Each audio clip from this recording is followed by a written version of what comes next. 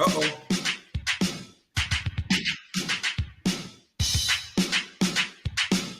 Getting it.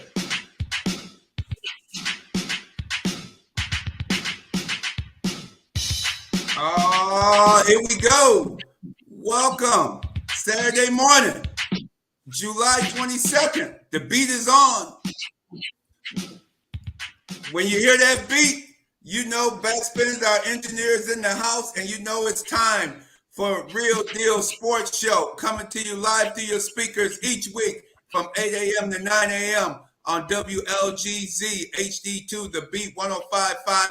A big day for the Beat family. Masters of the Mic Day. It's just not like any other day. Hey, we're gonna make it happen today. We hope to see everybody tonight down at Blue Cross Arena. You get to see Dee in the morning, our morning show host. She's in town. Get a chance to meet and greet in the whole 9 yards. Gonna be a great time there tonight. I can't wait to see all the artists and the hoopla all about it. So Niagara Falls, New York, Buffalo, New York, Syracuse, New York, Albany, Geneva, and everywhere in between, and even Toronto, Canada. People coming down from Toronto here. Got to me late last night from TO. They on their way down first thing this morning. They coming for the Masters of the Mic. It's going to be a great time. But now, this time is talking sports of all sorts. Real Deal Sports Show. We always open up with a salute to the Buffalo 10.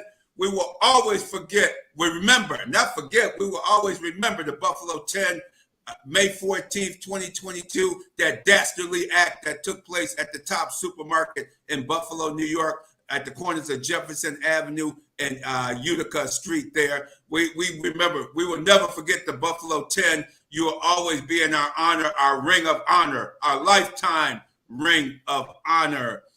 J-GILLZ. J-GILLZ, a co-host here with me today. The Fanatic is on assignment today. He's on a major assignment down there in Baton Rouge at LSU today. So good luck, Fanatic, with that assignment that you have going on later this morning. Also, the show is always sponsored by Rock Palm Brokers and Challenger Community News. Challenger Community News, largest weekly African-American newspaper. Learn about Michael Peace and the award that he's going to be receiving this evening. Nice article on Michael Peace. Very well done by Brother Rashad Smith. Excellent article on Michael Peace, a gospel legend here in Western New York and even across the country as well. And also read about other activities about Miss Katie Hair Boutique. She having a cookout, vending, and raffle event coming up on August 4th and 5th. August 4th. Check that out. Check that article out. And this week, learn about what Miss Katie, Miss Katie Harvey still doing her thing. J-GILLZ, after all these years, nothing stops Miss Katie Harvey from doing her thing over there at Katie's Hair Boutique, correct? Oh, yeah. Yeah, Miss Katie, been knowing her for years, doing great things for the community. Big shout out to her, man. Absolutely. Yes, indeed. And congratulations to WXXI team for winning a Telly Award for cultural expressions, the Kwanzaa documentary that they put out this past Kwanzaa season. To read all about it in this week's Challenger Community News. Pick up at most businesses in the community.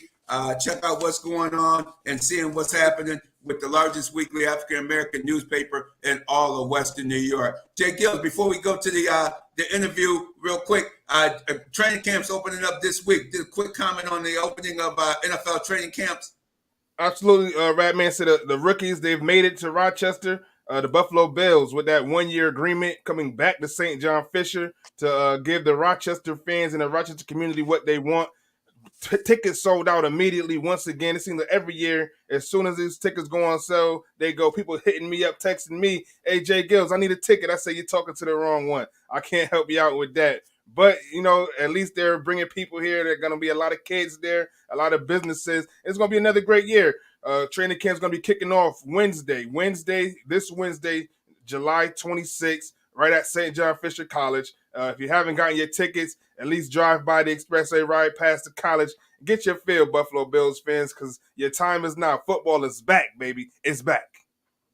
That's right. It's back for sure. And I thought I was the only one where got the. Man, I've been getting beat down the last 2 weeks with requests. People want tickets. Say, hey, George, get me in for training camp. Got to get in for training camp. So Even my church members at church, they want to come out there with the Rad Man. I said, no, it doesn't work like that. Bills are a totally different animal. How they operate out there, it's a totally different operation out there. High security, the whole 9 yards. But we'll be out there. If you're not able to make it out there, the Rad Man J-GILLZ will be broadcasting live, as well as giving you updates each week, and also throughout the week on our Twitter, Facebook pages, giving you updates of what's going on at Bills training camp and what we seeing from our eyes, what we seeing for the upcoming season.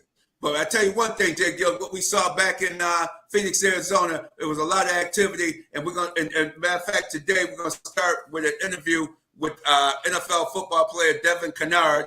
Matter of fact, he played with the New York Giants last year. He played on the Baltimore Ravens. He was with the Ravens last season. Excellent defensive player, Devin Kennard. We're going to show you the other side of football. You get the negative and all of that talk, but we're going to go with part one of our interview with Devin Kennard, talking about life after football and also his new book that he has coming out.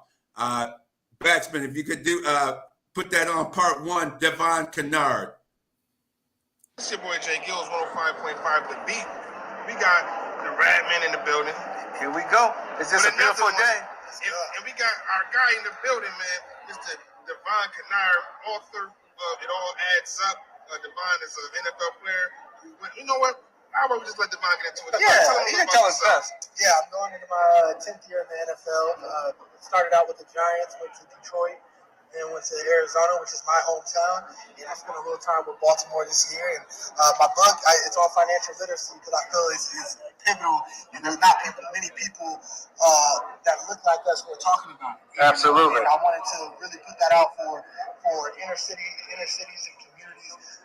Being a professional athlete, I feel like I have a platform that many people in the financial space don't have. And because I take financial literacy so serious, I kind of took it upon myself to put this kind of information out there in book form and in some of the other things that I'm doing to hopefully change that and impact a lot of lives. Because being a professional athlete in the life that I've had, I've seen the other side of things. I've been in rooms that a lot of people haven't been in, and I want to unveil that and open the door and let people into things that they should be doing and what other families in different cultures are doing, and how us in underserved communities and in different cultures should be handling their finances. So When did you start thinking about finances? When did you start? When did it start? High school, college? It really started in college, but it was always kind of in the back because I had a dad who played in the NFL. Okay. Dad played 13 years, but I was the youngest of three, so I saw him mostly after his NFL life. Okay. And it was like, all right, what do I want my life to look like when I'm done playing? It made me realize you got so much more life after you're done playing than you did while you were playing. So it's like, what do I want my life when I'm done to look like? But then once I was in college, I faced a lot of adversity. I had a lot of injuries, and I was a top recruit coming out of Arizona. I was at one point the #1 recruit in the nation, and I get to college, and there was a point in time where it didn't look like I was going to play in the NFL at all. So it made me start to ask myself the question, what am I going to do if not ball? Right. And once that question I started answering that question, it was like, I got to figure out what I want my life to look like. And I decided I wanted it to look like that whether I played in the NFL or not. So it made me start to think critically of what am I going to do? How am I going to do it? Right. And then once NFL worked out for me, it's like, all right, how can I use the platform I have and the money that I'm making to make sure I'm successful and financially for the rest of my life? I kind of want to talk about that because by all means, you're probably the richest man at the table. Everybody ain't getting those $45 million contracts. So what are some investments that you took on the salary that you had in the NFL to make it flip into such a wide vast of money that you had that you came up with? So Yes, there you have the first part one of it, of the interview with Devin Kennard, and he's a linebacker. He plays linebacker position for the Baltimore Ravens. Been in the league almost 10 years. Played on several teams. Have you heard him mention in that part one of the interview? He's played on various teams. Now with the Baltimore Ravens, getting ready to go into training camp. Played at USC. Graduated from USC. And he graduated undergraduate, and he also had a master's degree in communication management as well. And he resides in Tempe, Arizona at the present time. So he went back, got his master's, J-GILLZ, from USC, and he moved on to still playing in the National Football League. But as we're about to hear in part 2 of the interview, how he is growing as a business person. Correct, J-GILLZ? Absolutely. And it was a great pause on that question that he was about to answer in regards to, not like, as I was stating in the interview, not a lot of players are getting these Jalen Hurts and Lamar Jackson type of contracts, 200 plus million. Nowadays, the running back can even get a 10 million guaranteed contract. So what he talks about is, even if you're not getting the big contract, guys are still getting millions of dollars, and learning to invest that money, live at your means or below your means, not getting a million and then getting the Escalade, Range Rover, the condo right on the beach, all at one time. It's about, he eloquently talks about, savings and investments, and he's going to get into it in part 2. And absolutely check out the book, It All Adds Up by Devon Kennard. But yeah, this part 2 is going to be something special. Yes, and Backspin, let's move right into part 2 of this interview with Devon Kennard, linebacker for the Baltimore Ravens. So what are some investments that you took when the salary that you had in the NFL to make it flip into such a wide vast of money that you came up from? So, I believe in delayed gratification, and what I mean by that is I took the money I started earning in the NFL, and instead of buying the crazy nice car right away, the first car I drove in the NFL was my high school car. I brought it, a 2005 Kia Sorento. What year was high school though? I finished high school in 09. Okay. So but I had a 2005 Kia Sorento, That's a fact. 05 Kia Sorento, but I'm in the NFL now, and I brought it to the NFL my rookie year was 14. Yeah. But because I'm like, you know what? One day I want to be able to drive my dream car, but I don't know how long I'm gonna play. I'm gonna bring my high school car out here and drive that around until I feel like I'm in the financial place. Because the first things I want to buy are investments that are gonna take care of me, not the nice car that I want to drive. Where does some of those investments look like? I invest a lot in real estate, and the reason why I do so is because I think about passive income and what I like calling mailbox money. And I think it's something everybody, I don't care what your profession is or what you're doing, how can you generate income in other ways outside of your 9 to 5, whatever it is you do day to day. And for me, football is not for long. NFL is not for long. So it's like, depending on how long I play, I want to make sure I have enough revenue coming in to where I'm able to generate enough that my family can sustain their life, even if I'm not playing. So what I say to people who aren't professional athletes, because I get written off, like, I ain't got enough money to buy a property. Right. And there are things that once again, people of other ethnic backgrounds or experiences are doing. Well, one example is house hacking. It's a concept. So instead of buying a first house, maxing out, you got approved for a $400K loan, so you buy a $400K house and you and your family living there. What if you started out with a duplex? You lived in one unit, you rented the other unit out, and now your mortgage is taken care of by the other people living in the unit. So you're living rent free. And what is everybody's biggest expenses? Mortgage, or if you don't own your rent. That is typically everybody's biggest expense. So what if you can eliminate or at least decrease that significantly by house hacking? These are all gems in the book. Yeah, those are the things that I talk about. So, I made sure I made that point because I bring people into my world, which I'm a professional athlete. I've been blessed to make millions over the last 10 years playing in the NFL. But these are tactics that you can use wherever your background is, and it's more so how do you make it work for you? Like, all right, you might have to buy one house at a time. I'm able to buy more than one because of what I do. But it's the same concept. It is. It's the same concept. So really getting that across and hopefully teaching that to people so they have that mindset and that backdrop. Because if that one property allows you to live rent free, then you buy the second one. And after all the bills are paid, you're pocketing $300-400 a month. Wow. Then you do that again and again, and all of a sudden you're generating real revenue. And not to mention the properties are appreciating. So now you're able to use that value to buy more properties and build from there. But we're not taught that. Yeah, it all adds up. Devon Kennard, he is phenomenal right now. Definitely zoom in on that. You can buy it pretty much anywhere you will buy books. So Amazon, all of that. But you can also go to my website, DevonKennard.com. You can pre-order it there. It's coming out in April. There's going to be an audiobook form. I want to make it as easy and as accessible to everybody because it's important. Exactly. J-GILLZ. What about that book? It All Adds Up? It all adds up. You can get it anywhere you can get books, Barnes and Nobles, Kindle. I'm pretty sure you even got the audiobook at this point. So definitely, all my student athletes out there, professional athletes, or anybody just looking for financial literacy, it's a great book about investments, how to make your dollar work for you, and that's what it's about nowadays, especially with all this interest going up and you know what I mean? People trying to buy these houses and get these investments, and you just got to do it the right time. So it all adds up by Devon Kennard. Absolutely. That was a very good interview with him, and it showed you that, hey, he's talking to everyday people. He's just not talking to the affluent people. He bringing it down. He brings that conversation down to everybody. So if you definitely check the book out, it all adds up. You'll get some good tips and good techniques in there. And I've showed you, I know I've been around the block a few times. I remember interviewing his dad, Derek Kennard, the guard center for the Dallas Cowboys, St. Louis, and the Phoenix Cardinals back in those days. His dad was an excellent gentleman. And yeah, you see, he has raised his son properly. And this young man is on the ball, got his head on straight. And we're going to bring you those type of interviews of players that do have their head on straight, doing the right thing. And you don't usually hear about the Devon Kennards normally because he's doing the right thing. He's making things happen. He's a good speaker. He'd be great to invite to your event, some of your sororities, fraternities, and you have those events, business, finance seminars, things of that nature. Hey, he'd be a perfect guest to come on and talk about that at that time. But as we say, the camps are starting to open, and I know he's getting busy back with the Ravens camp.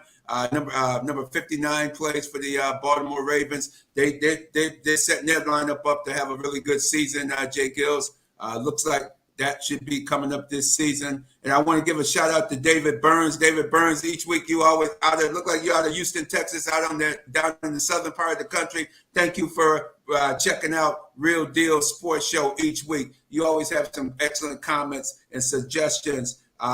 Also, Brian Kennedy, thank you. Hey, J-GILLZ, he likes your crib, man. He likes your house, man. Brian Kennedy, he gives a shout out. And you're absolutely right, Brian. Smart brother right there. That's right. Absolutely. That's right. Devon Kennard is definitely a smart young man, 32 years of age. So 32 years of age, even 10 years of employment in the National Football League. But, hey, man, you got a lot of life to live at the age of 32, J-GILLZ, correct? Oh, absolutely. I mean, I'm not even there yet at 32, but so much life ahead of you. And that's why it's important to really do that. And you know what? And a lot of these kids can start early. As I look at these NIL deals, name, image, and likeness deals for these collegiate athletes. If I'm not mistaken, I believe Dwayne The Rock Johnson, had just signed 7 of the most prolific college athletes right now in the game to his sports drink deal. This is smart business. You know, he was able to get Georgia tight end Brock Bowers, Emmanuel Hansel, you know, the one-armed athlete who is just he's amazing off the charts athleticism.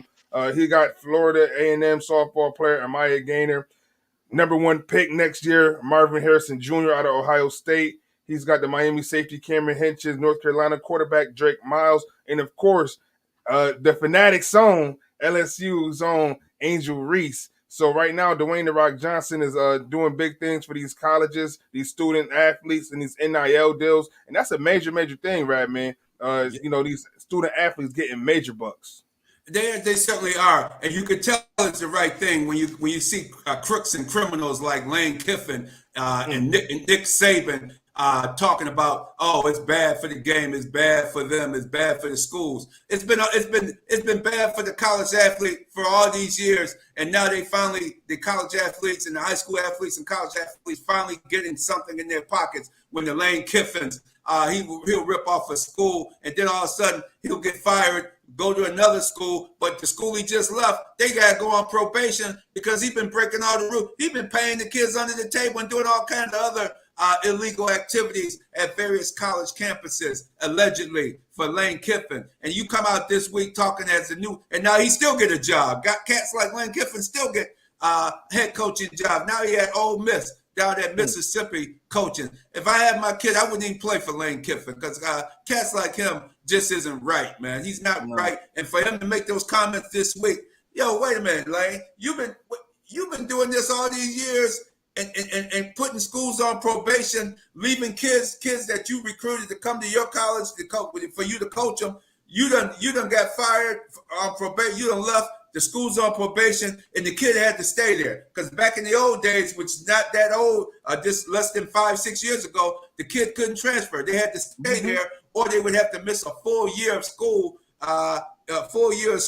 Before they could move on to another school. They would have to sit out the entire year. Now it's almost like free agency with the portal. You can if you don't like the coach, if the coach lied, came to your home, ate your macaroni and cheese, and ate the soul food dinner, ate the chicken, the barbecue chicken. You maybe even had ribs on the grill that day when the head coach came through recruiting you. And mama happy, daddy happy, everybody happy. Nick Saban, they got video of him doing the electric slide at somebody's crib, man. Some black folks' crib down there in Alabama somewhere. He all out there doing the electric slide with the family, man. But then when you get to school, it's a whole different story. Nick Saban got a whole different look on his face when you come on the campus, man. Telling you, you third string. Did I say you were starting? No, I said you be on the team, young man. You be on the team. You're third string.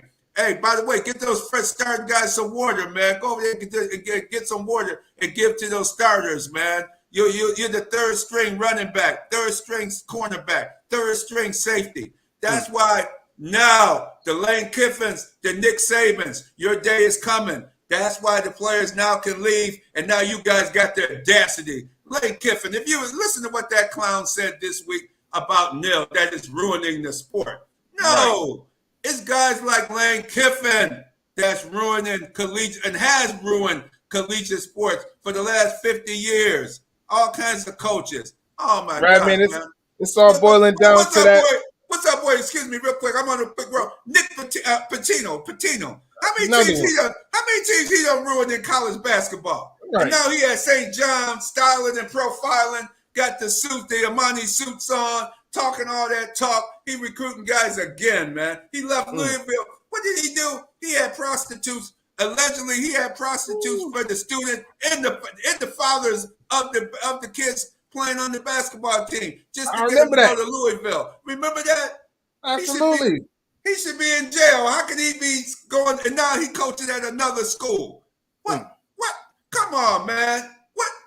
That is serious, man. And ain't nobody talking about how can he even get another job? Now he's at St. John's University. But when he was at Louisville, he won a national championship. He was at Kentucky. He was always doing something. He was always getting in trouble with doing illegal activity. But he was the worst. I ain't never seen nobody bring prostitutes to the school to service the parents of the young man, to make sure the young man went to the school. And that was a court case. That trial went to court. There was a lot of people fined. I don't know if anybody went to jail behind it. That was the actual case that took place there in Louisville, Kentucky, not even 10 years ago. And here this guy with another coaching job. Come on. It's time for the students. J-GILLZ, go on back with the topic about, I see we have some guests coming up. Absolutely. And that's why we wanted to really get into this NIL, name, image, and likeness, and what it's doing for the, what it's doing for college athletes, what it's doing for the NCAA, period. It's a huge, huge thing. And we got some guests, right, man? Yes, we do. Who are our guests you have? Right now we've got a national organization, Glory to Glory Sports Agency, and we've got the CEO Antoine in the building. I'm going to let him introduce himself and his business, and let's get into it, man. We're excited to have you on today, and let our listening audience right here in Rochester know exactly who you are. Hello, can you hear me? Absolutely, yes. We can hear you. First of all, I love that rant, man. I was sitting here enjoying this. I'm enjoying this conversation. I'm actually pumped to be a part of this whole situation. You got me geeked this morning. But my name is Antoine Hyman. I like to call myself the chief executive servant of Glory to Glory, what have you. We're a full-service sports agency representing all the sports. We probably have orchestrated more NIL deals than any entity in America so far. I think over the last 2 years, we probably have orchestrated over 30 NIL deals. But the other thing that we do as a sports agency is we help place kids in terms of helping them identify their proper fit academically, socially, and athletically on the various collegiate institutions all over America. So no, it's great to be here this morning, and I'm loving this conversation. Radman, you're absolutely right. I was just listening to what you're saying about Saban and the whole thing, and I'm like I said, I'm very geeked to have this conversation. Thank you. And how does it work? How does it work? It's a nuance to me as well, learning that. How does it work? This new process? Well, NIL stands for name, image, likeness, right? And it allows the student athlete to be able to monetize their name, image, and likeness. I think a lot of times, people get name, image, and likeness conflated with profit sharing. And we'll have a conversation about that. But name, image, and likeness basically allows a third-party business to benefit from the social currency and the influence of an actual athlete. An athlete basically works for that actual business. When we structure these contracts, they can be, either for a day, a month, a year, but, the athlete actually, in essence, aligns themselves with that actual business, and they work for the business. They share their social currency, sharing whatever that business is, ads or videos, what have you, twice a week. And so the business would pay. We enter into an actual contract that outlines all of the details of the contract on both sides, and yeah, it's structured, and it's structured in that manner for the athlete as well as the business to benefit off the social currency of the actual athlete. That's great. And as I was researching, your business, and I see a lot of the services that you guys have, like I said, nationally, walking with the high school students, getting them into college, is a huge part of this. So when it comes down to, name, image, and likeness and building the brand, how early should these athletes start? And what's the earliest that, these athletes can actually make money off of it? Is it something that can happen in high school? Is it something that's just as in college? Or when can that process really start? Even youth football nowadays, if you got a brand, you can, start making some money. Yeah, it's actually crazy. In California, I saw a couple of weeks ago, there was a kid that played in Snoop's in his football league. He was like the MVP. And I think the kid is like 12 years old. And he was able to put his parents or whoever was able to put together a lucrative NIL deal for him. And that's the earliest I've heard, but, typically it's high school. Freshman year of high school is when these kids could start to monetize their name, image, and likeness. But the reality is that it's not in every single state. I think there's only about maybe now up to like 12, 13 states that allow, high school kids to monetize their name, image, and likeness. In college, they allow every single college in America to do so, but it's only a few states that actually allows, the high school kids. So they can start early. One of the things I like to educate, because this is one of the things that we do as well, educating our consumers through the massive shift as it relates to, college recruiting and the new terrain. But, the collegiate sports is now professional sports. I mean, you have to have a mindset. One of the first questions I ask, my players is, what is your brand? Because you have to be cognizant of your brand, because the college that is, looking at you, they're very much aware if your brand aligns with theirs. And so because collegiate sports is now professional sports almost in every area, what have you, yeah, you have to start getting the mindsets of kids even in 7th and 8th grade, of how to handle themselves online, what to post, getting them cognizant of their personal brand, reconfiguring their mindset in terms of how important education is, to helping them matriculate to the next level. So yeah, it's a massive shift. And how is it working with the parents? Because obviously you have to have the parents buy in, working with the young people. And what would be your advice to parents? Questions they should ask of you and others for this NIL opportunities. Well, one of the things that I say to the parents as well as the kids, specifically, because NIL right now isn't for everyone. You have to be the creme de la creme. You have to be basically the best of the best. Even though it's not pay for play, if unless your social currency is extremely strong or what have you basically in essence have to be the best. So when I talk to parents, I let them know that that this is a job. This is definitely a job. This is, yes, your child was chosen based on their their athletic prowess. However, that business is interested in the influence of the kid and how they can, in essence, benefit for them. So one of the things that, we spend a significant amount of time doing is educating the parents as well as the kids that, this is, you literally have to work. If you don't live up to a letter of the actual contract, you're going to get fired and there's going to be some genuine consequences. And so, a lot of these parents have somewhat of an entitled mindset because you got to remember they are the parents of the best player, and so, that equips them with a certain mindset. But when you get into the NIL space, in the way in which we orchestrate it, you really have to be serious about, working with these businesses and living up to the letter of the contract. So it's serious business, obviously. It's absolutely serious business. It's absolutely serious business because, like I said, the third party business are influenced. I mean, they are interested in, how many customers can you bring in?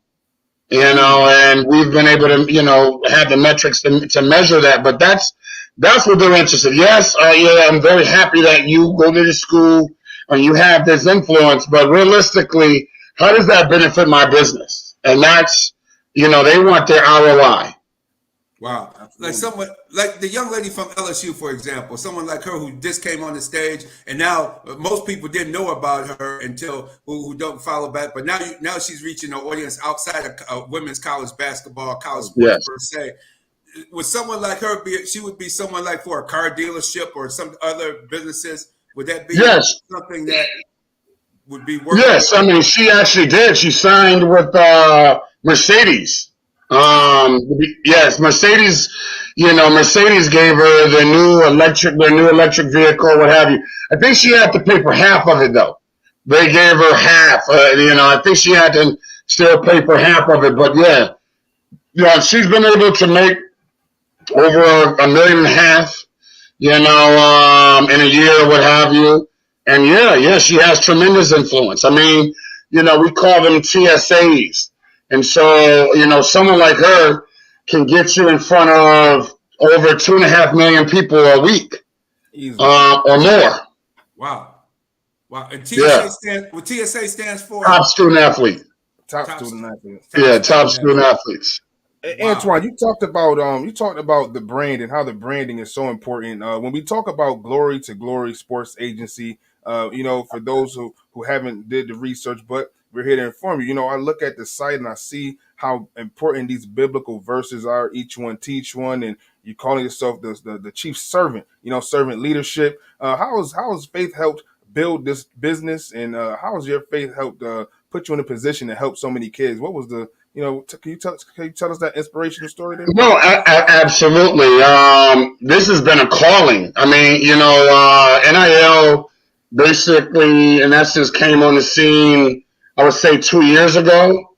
And I knew that when, the colleges allowed, for these athletes to be able to monetize their name, image, and likeness, they didn't give them a roadmap and to do so.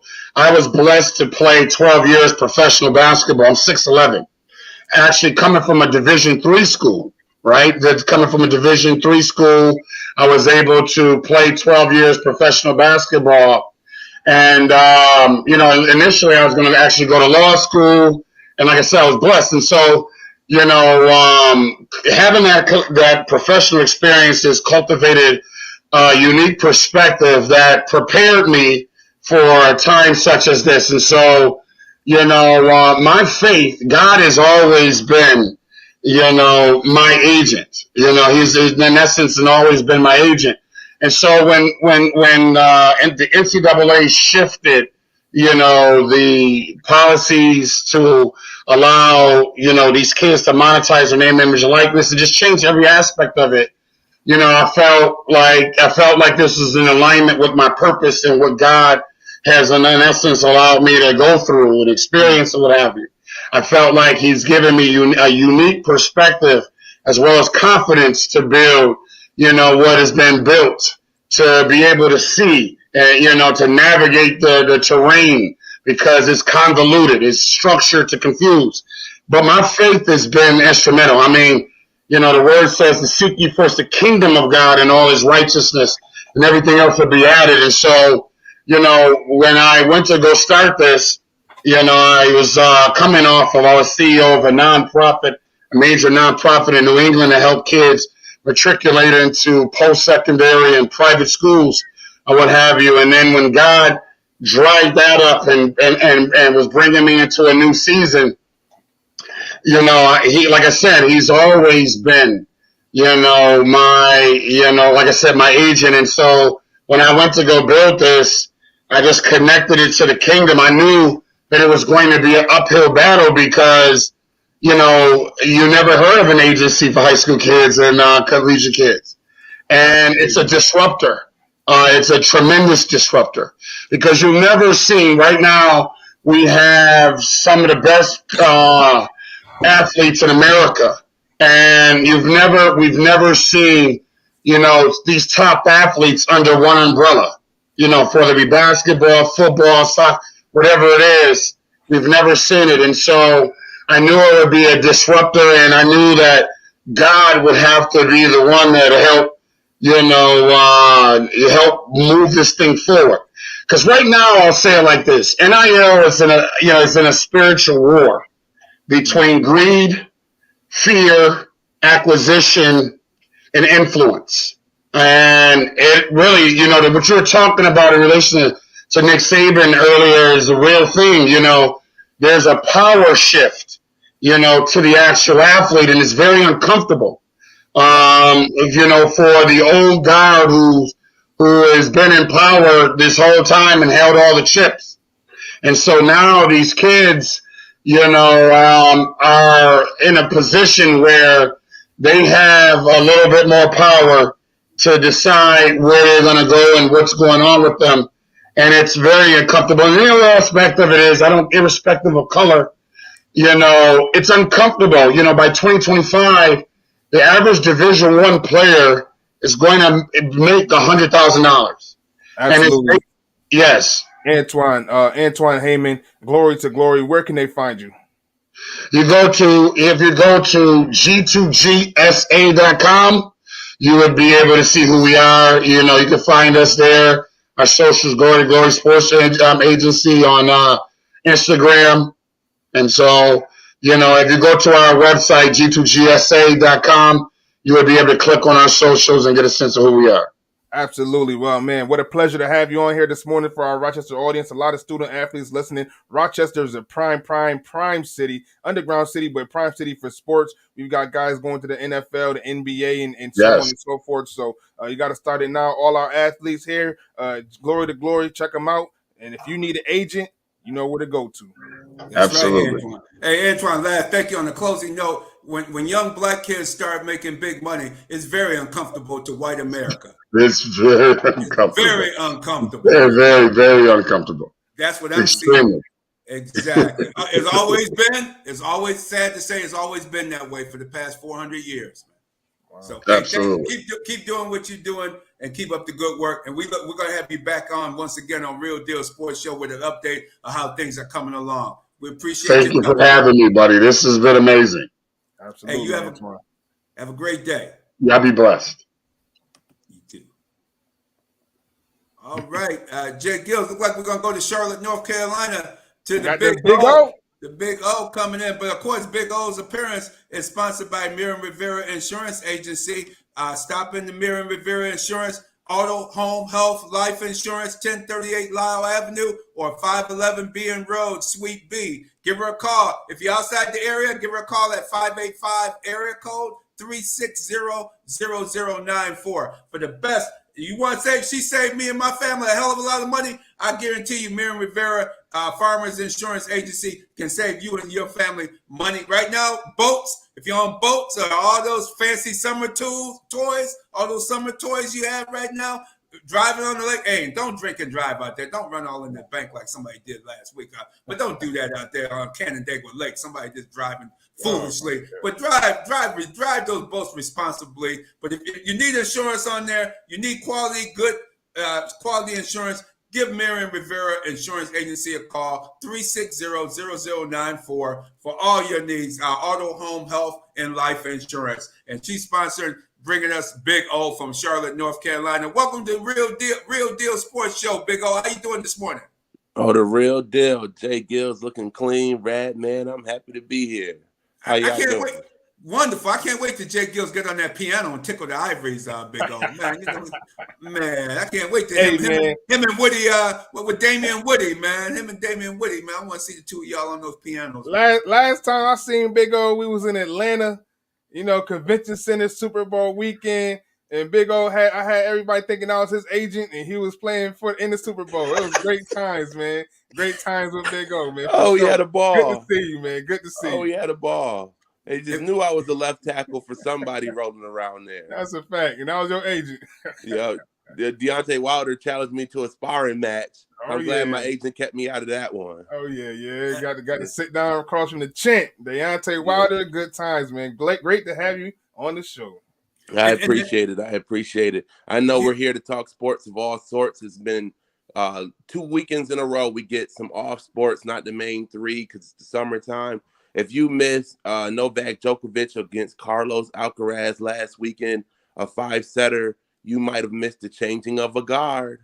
It was the old stable, still king veteran. Djokovic hadn't lost a final since 2013. Now, obviously, COVID didn't have him in some of the final match, but he hadn't lost a final in a major since 2013. And a 20-year-old from Spain, obviously, everyone wants to compare him to Nadal, but he's different. But this kid was amazing. And the match was great because you thought at different points, each person was going to get blown off the match. Djokovic won the first set 6-1, and you thought the moment was too big for the kid. I think the kid won the match in the second set. It went to a tiebreaker. It was tooth and nail. Once again, the Joker hadn't lost a tiebreaker in a major for like 6 years, which is remarkable. So, and Alcaraz did win that second set, steamrolled Joker in the third set. So then I thought the Joker was going to get blown off the mat, and he pulled an old school tactic. They took a break, and he took his time. The kid was out there waiting. If you ever seen King Richard, it's what they did to Venus in her first match. Had her out there waiting on the court. Joker was in the locker room taking his sweet time. They had to call him on the walkie to tell him to get back on the court. And then he won the next set and steamroll Alcaraz, and then went to the fifth set. Amazing set. Tennis is in good hands. That kid is going to be something to watch. He gets to every ball. But what I really want to talk about is what's coming up this Saturday. It's the fight of all fights right now. I've been asking for it for 3, 4, 5 years. You got Terrence Crawford and you got Earl Spence. And that is going to be a war. I don't know who you guys got. I'd love to hear it. J-GILLZ, Radman, who do you got in that fight? And then I'll break it down for you and tell you who I have. Yes, and that fight is next Saturday, July 29th, a week from today. We get 7 days to wait on this great fight. I like both those fighters. I just think Crawford got a little bit more. I think Errol Spence, ever since he had the car accident, the injury, he's not the same guy he was before the car accident. And I think he's I like Crawford a little bit better. He's a little showy, Sugar Ray Leonard type fighter. I'm going to go with Crawford in that one next week. And I'm definitely going with Crawford too, man. You know, when it comes to J-GILLZ, I'm going with the most flashiest, the most boisterous, the best of the best. So when I'm gonna go with Terrence Crawford for a show, but I need to know, Big O, why I need to put my money on him. And that's, you know, I mean, I know you got the breakdown. Yeah. So you guys are making it easy because I really wanted to argue this morning because I'm definitely on Terrence Crawford as well. I love Earl Spence, and I think he's the same fighter. He's the same fighter before the car accident that broke Cal Brooks' orbital bone in his eye. And he's the same fighter after the car accident that broke Ugas's orbital bone in his eye. So Earl Spence is nothing to play with. I love Earl. Earl No, is he's not. a great fighter. He's a southpaw. And the thing about Earl, he's very technical. He was an Olympian for his amateur class. Earl, what he does really well is he's a left-handed. That's what I mean when I say southpaw. That's his power hand, and he uses his jab really well. Do you know how you take a southpaw's jab away? With another southpaw. And what does Terrence Crawford do that makes him special? He's an orthodox fighter. He fights right-handed, but he switch hits. So he's more dangerous when he goes lefty. So what I expect to happen is a filling out process. Earl generally starts faster than Terrence. Terrence is a slow starter. I expect Earl to win the first 3 rounds. If you've ever watched Terrence Crawford fights, it always looks like that. And what they always going to say, I guarantee it, because the commentators all say the same thing, he's going to be downloading information. And boy, is he. He's just measuring. He wants to see how quick and how strong Earl is, how that jab is popping out, how quickly. He's going to look to time him. And then I bet he's going to go southpaw. He might start off southpaw and fight that way the whole fight. And what you do is when you got a lefty who's throwing that jab, you're countering with your power hand, which will be Terrence Crawford's left hand, and that's going to come over top of the jab. And I expect it to be a back and forth fight, but I'm going to go out on a limb and say I see a knockout in the 10th round from Terrence Crawford, and I guarantee it comes from the southpaw stance because that's what you do to a lefty. You take his jab away. Best way to do it is to have another lefty in there, and that's what makes Terrence Crawford special. The second thing that makes him special is, ooh, that boy is mean. It's something different. Yeah. It's something different when you tell me you got a dog in you, and I definitely think Earl has some dog in him. But I think Terrence Crawford is a maniac, and I love it. Something is a little off with him, and you need that to go in there and box. If you're talking about fighting for a living and someone trying to rearrange your brain cells, you got to be a little off.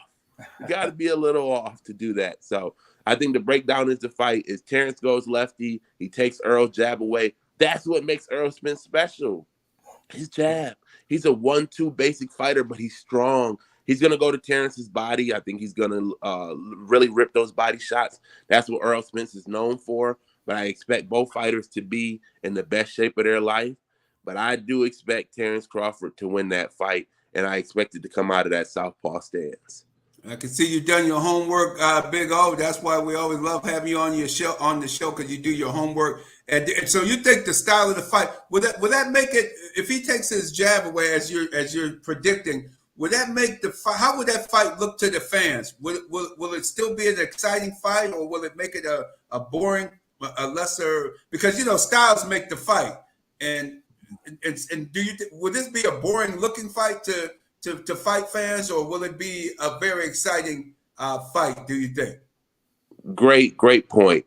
I do think it's going to be an exciting fight.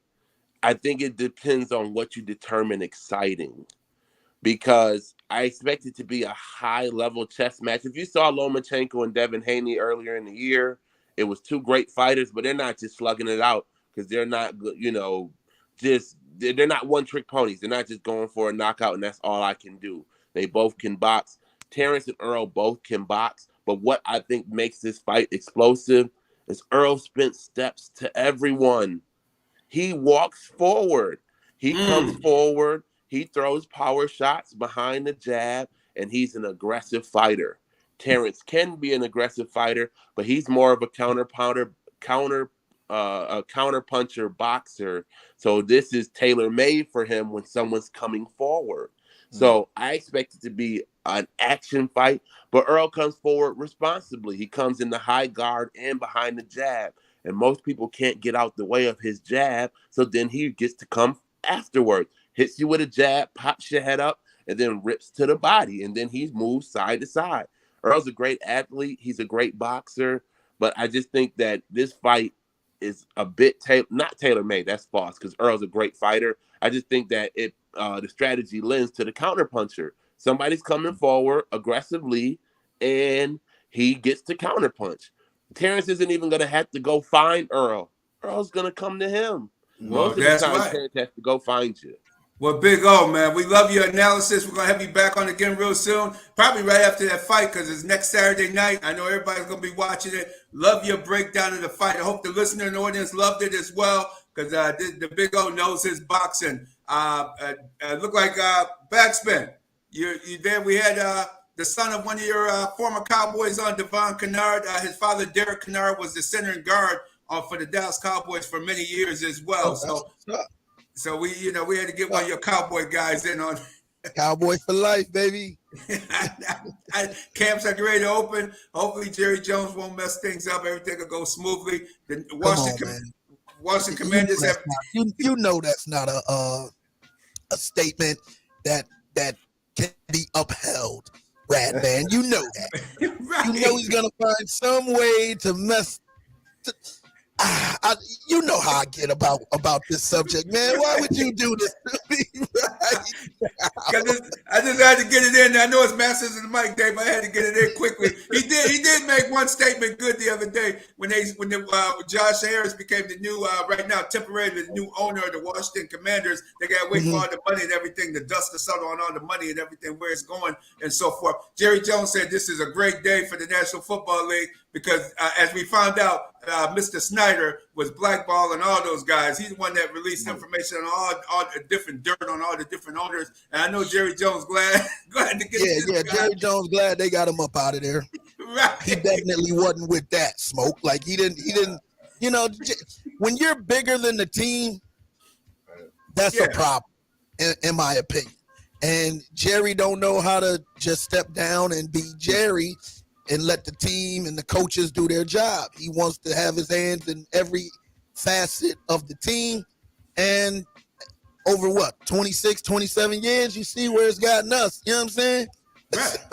Yeah, great point, Baxman. Great point. Now the owners get the shit because they forcing Snyder to pay $60 million to the owner because they found out he had two different books. He wasn't even sharing on the up and up with the revenue from the visiting with the team. Rest of the owners. Yeah, the rest of the owners. When you affecting their bottom line, you gotta go. Hey, just saying, when you find a man $60 million and he threw all that dirt out beforehand, what do you think is coming next? Right. Good point. Right. Great point, Big O. Turn the whole house down. Yes, right. Yeah, okay. Stay tuned. Stay tuned, everybody. Nino Brown say, this is bigger than Nino Brown. I know that. A whole lot of other people with. Oh, you got that right, much bigger than Nino Brown. You set it off. So we're gonna see. Don't hate the game. To hate Dan Snyder. That's what. Jim Mercy said he got to go. When Jim Mercy got up there and said he got to go, oh man! Next thing you know, they talked about his pill popping and all that. I said, oh my gosh, man, Jim Mercy's business coming out in the street. So yeah, stay tuned, Big O. As Big O just say, stay tuned. As the owners turn, that's gonna look like it's gonna be that's the way it's gonna go for a little while. Now that Snyder's out, and now he's out for real. And Baxman, I know you're gonna give us some Masters of the Mic warm-up music. The show yesterday was outstanding. It took me back to the 70s and 80s. Wayne Bud. All the mixes we had yesterday, DJ Uche from Houston, DJ Tiger Ty, myself. We're just getting the city ready for the Masters of the Mic tour. You know, it's the Legends are in town tonight, and the Beat 105.5 is all the way behind it. And, you know, we just getting the city, the atmosphere, getting that vibe, getting you ready for what y'all about to see tonight. Because, you know, when the Masters in the building, it's super, super dope. So, yeah, man. And that's, you know, we're going to be doing that again today. I'm about to get my Back in Time mix on. And coming up after me, DJ Sean Touch going to be mixing live. Then we got DJ Uche after him, DJ Tiger Ty, DJ Peter Parker. You know what I'm saying? So we got a whole slew of DJs getting busy with strictly classics all day today on the Beat 105.5. So. Outstanding Thank y'all, man. lineup. No doubt. Real Deal Sports Show. Yes, sir. Radman, J-GILLZ. Appreciate y'all, man. Tell Fanatic, man, stay cool out there in that hot Bayou sun. Oh, yeah. 110 degrees in the heat index. Ooh. See, that's why I love my city, man. Y'all keep it locked right when you got it. The Bag of Time Mix Show is on deck right here on Rochester's home for hip hop and R&B. It's the Beat 105.5.